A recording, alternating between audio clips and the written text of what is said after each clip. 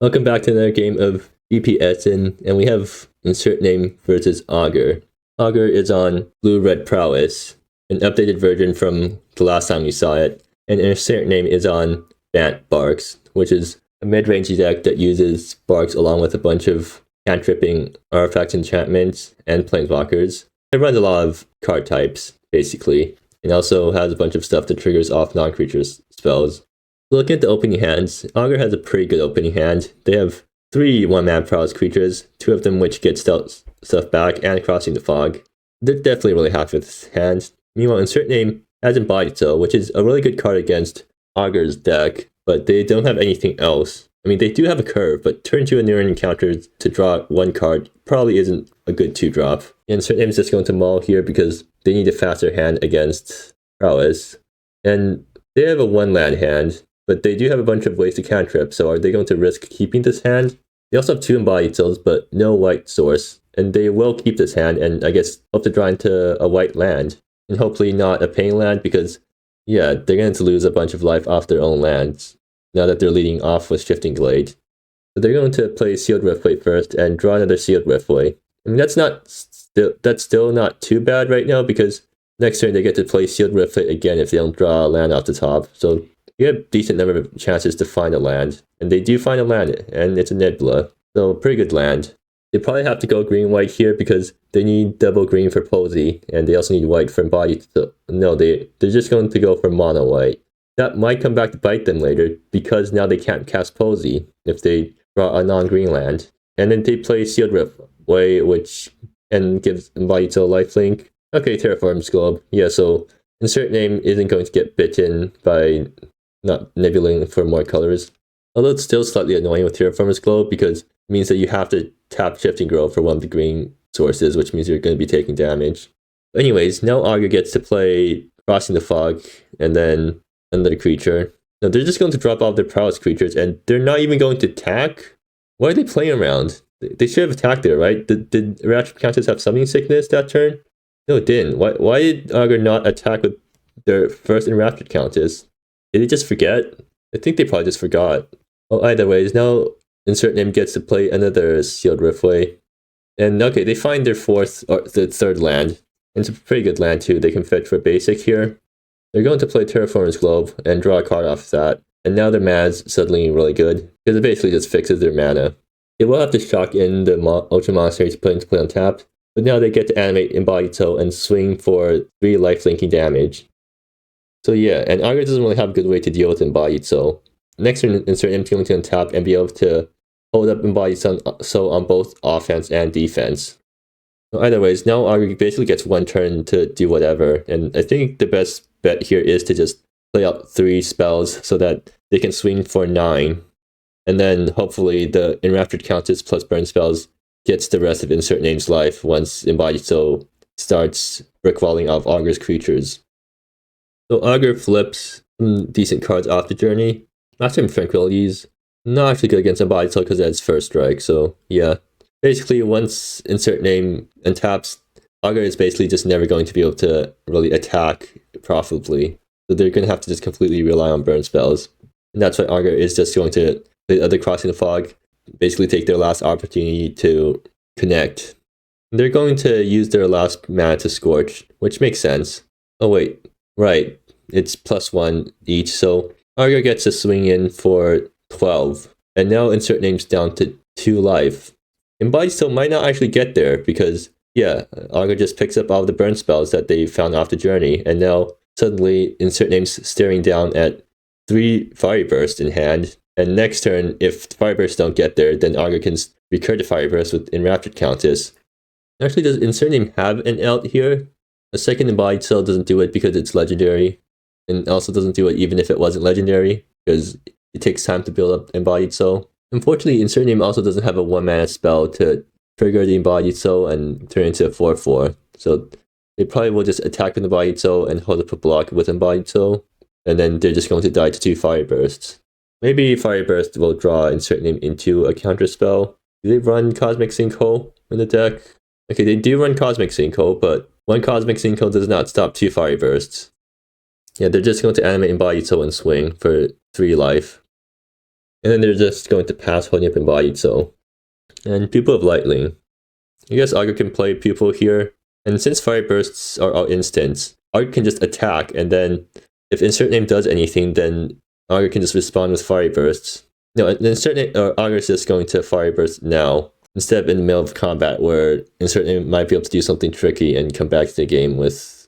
Oh, InsertName does top deck Cosmic Synchro, so that's one step closer, but no, InsertName is just going to concede. They see that they're going to just get burned out.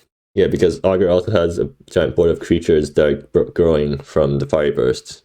So yeah, that was a pretty good display of how explosive Augur's deck can be. Anyways, on to sideboarding. InsertName definitely wants to bring in Betsy's Brood because that's a great card against aggro decks. They also have Tidal Spite. It might be decent, I'm not sure. And then probably Pyron's Gambit because that thing gains life. Maybe still the Pandemonium and Neutralize to counter the non-creature spells. Nature's Claim technically gains you life if you hit your own artifacts, but probably not doing that. Meanwhile, Augur probably wants to bring in a Spiremaster Consignment because that deals artifacts. And I think that's probably it. Maybe Secret of Mysteries because InsertName has Planeswalkers that make tokens. Imposition, I'm still not sure what to think of Imposition because that card's just weird. I don't think it's that good, but maybe Augur brings it in anyways because it does stuff. Anyways, game 2 has started. InsertName's on the play, which does matter in this matchup quite a lot because InsertName has Cosmic Synchro, which has a pretty big play draw disparity, and also Augur is just an aggro deck, so they also want to be on the play. So both players seem to have a one-land hand right now. InsertName's keeping because the rail lines basically act as a second land, so they basically have a two-land hand, and they've embodied on turn 1, so that's quite good. Meanwhile, Augur has to mulligan their one-lander and gets a hand with creatures but no spells. Are they going to risk keeping this? They are. I guess they're just really hoping to draw into spells here. So InsertName leads off on Wayfarer's Shrine. I think they're just going to fetch a plains here and play turn 1 Embodied Soul, followed by the rail line. Yeah, because the rail line makes blue for Terraform's Globe, which makes all of the other colors. And now Embodied Soul has lifelink. That was a really good opening turn for InsertName. Meanwhile, Augur just plays their 1-mana Prowess creature. Another rail line? Well, that's going to be a really good turn 2 for InsertName too. Yeah, this game's just going super well for InsertName because they get their Embodied Souls super large, super early. And then they even have Byron's Gambit and Toddy to make sure that Augur's never getting back in this game. Or not never getting back, but that InsertName's never going to get burned out in this game. So now Embodied Soul is already on 3 counters. Although is InsertName going to attack with this thing? Yeah, they're going to attack with their 3/3 Embodied Soul and gain 3 life from that. So how's Augur going to get out of this? Well, I mean, they can attack pretty freely right now because InsertName doesn't really have the mana to be holding up Embodied Soul both on attack and defense. So maybe something like Pupil of Lightning and then Strong Arm. Just get through as much damage as you can right now. And no, Augur's going to play out all their creatures. A pretty similar board to last time, except this time Augur doesn't have 2 Crossing the Fogs, getting them 3 Fire Bursts. And InsertName has Embodied Soul on 3 counters on turn 2. Well, Embodied Soul is getting to 4 counters now, so it's a 4/4 lifelinking Vigilance, first striking flyer, so InsertName definitely wants to attack with it each turn. And they use Warrior Tome and draw into another Toddy. Actually, one problem with Terraformers Globe is that it doesn't work on your rail lines, so unfortunately, InsertName won't be able to hold up Embodied Soul during their opponent's turn. In fact, they're still stuck on 1 actual land, although the rail lines are acting as their other lands. So now Augur gets attacked this turn too because InsertName's not being able to hold up Embodied Soul on the opponent's turn due to rail lines not working with Terraformers Globe. I think Augur probably just plays out their entire hand this turn. I mean, might as well, basically. They're going to Strong Arm now. And are they going to flashback Strong Arm too? I mean, it does play a counter onto Pupil of Lightning due to you recasting Strong Arm from the graveyard. And that does push through a lot of damage, but I feel like maybe you should have just played out more creatures and then use the Strong Arm thingy next turn. But then again, maybe next turn InsertName actually manages to get 2 white sources and be able to hold up Embodied Soul on defense too. So I think Augur just wants to get through the damage now. But I don't think it's going to be enough damage. Or actually, never mind. The Strong Arms make treasures each time, so they will have enough mana to drop Countess after this. So yeah, pretty good turn for Augur. And they swing in for 12 damage. Or not 12, 16 damage. Yeah, Augur's deck is extremely explosive, and if InsertName didn't have Embodied Soul swinging in from turn 2, they would have lost by now. But maybe Augur is out of steam by now because the Strong Arm is going to be exiled from the Countess because it grants flashback. InsertName draws Nebula, which isn't the best land right now because they can't really afford to pay life, but they have Terraforming Globe, so they don't really have the Nebula for that much. And now InsertName finally gets to keep up Embodied Soul on both offense and defense. They're probably just going to Nebula and then activate Soul, attack with Soul, and then probably keep up Neutralize, or keep up Neutralize plus Event Horizon, although they can't keep up those two plus an Embodied Soul activation.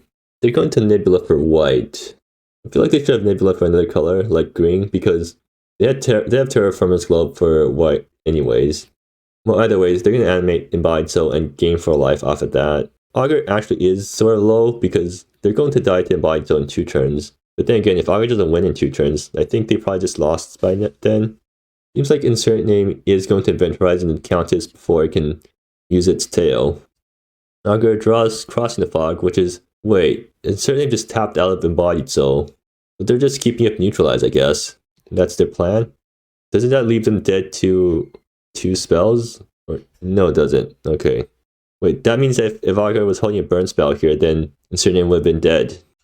But yeah, I feel like that was probably sort of an iffy play, but like you had Byron's Gambit, you could have used Terraformer's Globe to cast Byron's Gambit, and that would also have gotten you out of range. I think this play was probably one of the more dangerous plays you could have made because you're dead to a single burn spell from Augur's hand. Or actually, no, not a single burn spell, but a burn spell plus another non-creature spell. But yeah, now InsertName draws to Barx, which they can use with the Warded Tome. They're still a bit low on mana though, but they get to swing with Embodied Soul and go up to 8, and then they get to keep up Byron's Gambit, and I think that probably just ends the game. Now they're going to Barx now, and I guess hope to flip a land off the +1. They flip them to Barx. Yeah, that's not what they wanted off the Barx. I mean, they have plenty of options to not die this turn. Best option is just to keep up Byron's Gambit. So maybe playing Byron's Gambit is just good right now because you don't want your opponent to draw into a counter spell for Byron's Gambit. Still though, like if you don't keep up Byron's Gambit, I guess if you don't keep up Byron's Gambit, then you keep up Embodied Soul and you're still probably fine. But if you don't keep up either of those things, then you die to Augur drawing just a non-creature spell because they have 9 power on board after a non-creature spell, which is more than 8. So yeah, activate Embodied Soul, swing with Embodied Soul, knock Augur down to 1, getting life up to 8. Augur probably loses this though. Like, I can't really see InsertName misplaying so badly to lose from this position. Maybe if they do something stupid like foretelling Byron's Gambit, then that's how they lose. Augur draws Secret Mysteries, so they weren't going to get there anyways, but if they did draw a burn spell there, then there would have been a chance. Augur plays down Secret Mysteries, InsertName doesn't really care about that. I feel like Augur probably should have done that post-combat, like just keep a card in hand, make InsertName think on their toes, at least a little bit, because now InsertName knows that Augur has nothing. Although Augur wasn't swinging anyways because they had nothing and there was any point in swinging into Embodied Soul there, so yeah, it seems like this game is pretty much wrapped up. And I think InsertName just wins from swinging with Embodied Soul. Wait, actually, right, Secret Mystery chumps block Embodied Soul, so Augur is not dead this turn, but I don't think Augur can win next turn either, so I think Augur still loses. And like, when Embodied Soul is going to gain you 4 more life, so I don't think InsertName really needs to think that hard about what to do here. Like, what sequence of draws from Augur can actually win them the game here? They need to do something insane, like, I guess, they don't have 3 mana, and like, they can't gain more mana without also just not drawing a spell, so I think they're kind of just out of outs. Maybe Crossing the Fog, and 2 Scorches off the top, swing with everything, grab the Scorches off the journey, and then I still don't think you win here because you're casting those Scorches after combat, which means your guys aren't Prowessed. So yeah, I don't think InsertName can lose this game right now. Barx flips a Sealed Riftway. Not that really matters at this point. Actually, InsertName did Barx their own Terraformers Globe, which means that they only have good mana fixing now. I feel like they should have just Barxed the Warded Tome, honestly. Or did they already Barx the Warded Tome? I'm not sure, but I mean, InsertName is not going to lose this game, but they could have played at least slightly tighter. Like, Talia would also be pretty good here just to get some tokens to play and chump block the non-flying guys.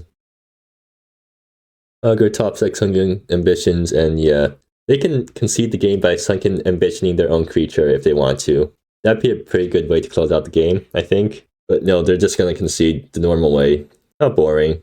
So game 3, InsertName draws a hand that has a bunch of early answers, so they're probably keeping this. Meanwhile, Augur gets a hand that has a bunch of 1-drop Prowess creatures and a 2-drop Prowess creature and some spells, so yeah, they're also keeping this. And notably, Sunken Ambition actually deals with Embodied Soul by bouncing it and forcing your opponent to build up counters on it again. So I guess that was the answer Augur was looking for. Too bad they drew it at the last turn of the game.